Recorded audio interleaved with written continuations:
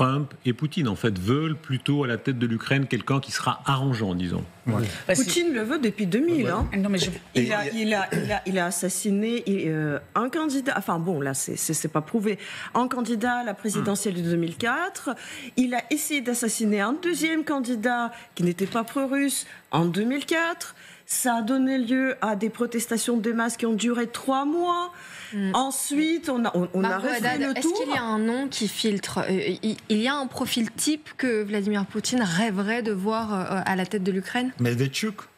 Oui, alors c'est-à-dire que Vladimir Poutine a ses candidats en tête. Donald Trump a une autre vision de l'Ukraine. C'est-à-dire qu'une Ukraine qui serait plutôt un vassal des États-Unis que de la Russie. Et quand Donald Trump essaie de convaincre les Ukrainiens, il sait au fond que le peuple ukrainien, comme le dit Mariana, a plus des aspirations euro-atlantiques que des aspirations pro-russes. Donc ça, il l'a tout de même en tête. C'est quelque chose qu'il répète parfois dans ses discours en disant les Ukrainiens, en parlant de manière générale, les Ukrainiens ne sont pas nos amis, ne sont pas avec nous. Très clairement, il faut aussi se rappeler que lors de la campagne de Donald Trump en 2016, il y avait un homme qui était son directeur de campagne, qui était Paul Manafort, qui était un homme qui rencontrait des candidats pro-russes sur le territoire ukrainien. Donc ça ne date pas d'hier, c'est-à-dire que ça fait déjà un moment que Donald Trump a en tête et sait que l'Ukraine était une terre riche, une terre qui pourrait être importante pour les États-Unis, mais j'aimerais tout de même souligner que la technique de Donald Trump, elle est écrite depuis des années dans son ouvrage The Art of the Deal, où il dit très clairement « Ce que je veux, c'est l'état de sidération de mon adversaire. » Mais Margot, au-delà de ça, la logique de fond, est-ce que la choqué. logique de fond, c'est d'avoir une Ukraine qui soit, disons, dans la sphère d'influence russe? Est-ce que dans les cercles souverainistes, on le voit chez les souverainistes, y compris en France, cette idée que, au fond, l'Ukraine devait être en gros dans la sphère d'influence de la Russie? Ouais, je crois qu'au-delà des concepts, Trump, il navigue à vue aussi. Une réflexion plus ou moins connue d'un de ses chefs d'état-major américains passés des armées est de dire he's unpredictable. Il est imprévisible, il passe d'un sujet à l'autre et il ne faut pas croire qu'il a un plan de jeu de société. On le voit bien, c'est quand même quelqu'un qui va tout au charisme. Est-ce que c'est pas le sous-estimé, Emmanuel de Villiers? Est-ce que ça n'est pas le sous-estimé, cette vieille idée que certains Américains ont déjà, George Bush père l'avait, qu'il y a des zones d'influence et que l'Ukraine, mon Dieu, de leur point de vue, doit être dans la zone d'influence plus ou moins russe? Moi, je ne l'identifie pas comme ça. Je dirais simplement, pour lui, Zelensky est le principal obstacle à une paix rapide qu'il a promise pendant ses élections. C'est la paix de 24 heures. Voilà. Donc, s'il se débarrasse de Zelensky, s'il a un valet qui va lui obéir ou quelqu'un de plus mou, l'Ukraine sera plus malléable pour pouvoir aborder les négociations. Et il veut se débarrasser de celui finalement qui est son dernier obstacle à la paix. Finalement, Poutine, il lui donne tout ce qu'il veut, Poutine est ravi. Et maintenant, il y a Zelensky qui reste pour lui un va-t-en-guerre et il a besoin de résultats rapides. Dans 1 an et 9 mois, il y a les midterms. Donc il a besoin de résultats. Une autre déclaration, je vous fais réagir juste après, une autre déclaration de Donald Trump qui s'en prend une fois de plus à Volodymyr Zelensky et qui rappelle son passé d'acteur qui pour lui était plutôt raté. Mais pensez-y, un comédien au succès modeste, le président Zelensky a convaincu les États-Unis d'Amérique de dépenser 350 milliards de dollars pour se lancer dans une guerre qui fondamentalement ne pouvait pas être gagnée, qui n'avait jamais eu besoin de commencer et n'aurait jamais commencé si j'avais été président. Pas même une chance. Et cela n'a pas commencé depuis 4 ans. Ça s'appelle l'acharnement, hein.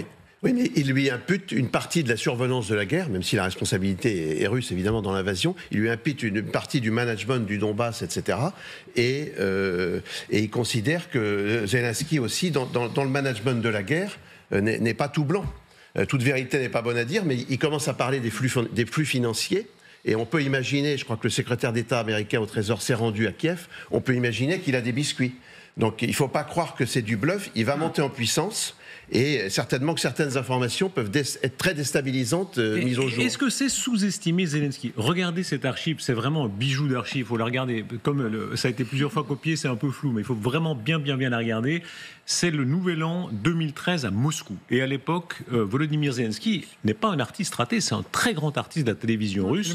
Il a combien de millions de téléspectateurs à l'époque? À l'époque, la Russie, c'est 140 millions. Donc il y avait, je ne sais pas, 40 millions ou 50 millions qui ont Donc la scène qu'on va voir là, il y a sûrement 50 millions de Russes qui regardent ça. Ouais. Il est sûrement très bien payé. C'est un très grand acteur. C'est un très grand acteur à la télévision russe.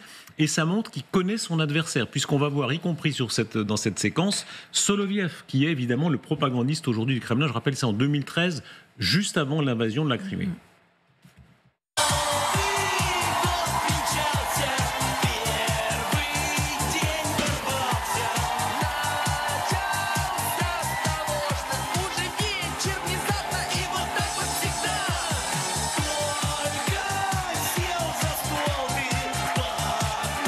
Voilà, vous avez vu l'apparition de Soloviev. Hein.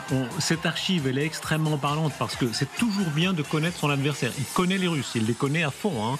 Il va pouvoir jouer un peu sur cette corde. Ça explique même le succès, un succès militaire des Ukrainiens en résistance. Parce que les Ukrainiens, ils connaissent très bien l'occupant qui a occupé leur terre pendant des décennies, voire quelques siècles, alors que les Russes, ils connaissent toujours pas les Ukrainiens. Mais pour comprendre, en fait, ce que ça veut dire, cette sortie sur un piètre comédien, il faut comprendre ce que c'est Volodymyr Zelensky en réalité. Il n'est pas comédien. Volodymyr Zelensky est un producteur, alors que Donald Trump, lui, il participait comme un personnage dans un show télévisé. Volodymyr Zelensky fabriquait les shows télévisés à travers de nombreuses boîtes de production. Il fabriquait des séries télé, des shows humoristiques, des concerts, toutes sortes de productions. Il est également le scénariste principal de quasiment tous les films, toutes les séries et tous les shows. Par ailleurs, sa femme aussi, ils sont co-scénaristes de leur show. C'est pour vous dire que ce sont des gens, bien entendu, qui ont un très grand talent de management, une connaissance extrêmement fine du public, que ce soit les Ukrainiens, mais également les Russes, bien entendu. Mais le fait qu'on le traite d'un petit comédien, en ignorant, en feignant d'ignorer sa dimension, bien entendu, ça montre qu'une seule chose, c'est une sorte de dédain, d'agacement personnel qu'on a envie d'exprimer. C'est ça. Et ce qu'elle montre aussi qu'il est capable de retournement. Il faut rappeler que Zelensky était plutôt favorable à discuter avec les Russes. Il les connaît bien. D'ailleurs, à l'époque, il faut quand même le dire, à l'époque, il y avait déjà les assassinats politiques, il y avait déjà Grozny écrasé sous les bombes, et ça ne le gênait pas à l'époque de travailler pour la télévision. Donc, ça montre une certaine souplesse d'échine. Et il a été d'un courage inouï contre la Russie, mais il a aussi été l'homme qui a su parler aux Russes quand il le fallait. Donc, moi, je crois que le clown s'est transformé en très grand acteur politique, véritablement. Churchillien. Oui, Churchillien, bien sûr. Mais en même temps, il a fait preuve d'habileté, il a fait preuve de courage physique. Hein. J'ai pas besoin d'un taxi, j'ai besoin de munitions, etc. Il a fait preuve, effectivement, il a essayé de négocier quand même fin février, début mars. Il y a eu un certain nombre de rencontres en Bélarus avec les Russes. Et puis finalement, il a quand même réussi à obtenir une aide occidentale tout à fait conséquente qui l'a permis de tenir pendant 3 ans. Les Américains veulent ça. Lisez la déclaration de Mike Waltz, le conseiller à la sécurité nationale, qui en remet, et là on voit que c'est organisé, c'est pas seulement une tocade de Trump. L'Ukraine doit baisser d'un ton. Les Américains sont en train de menacer. Ça, c'est le ton de la menace. Encore une fois, il y a probablement en sous-main des informations financières. Le président Trump en a parlé explicitement. Il a probablement des informations financières en disant maintenant, s'il vous plaît, parce que moi je vais donner des éléments. Voilà.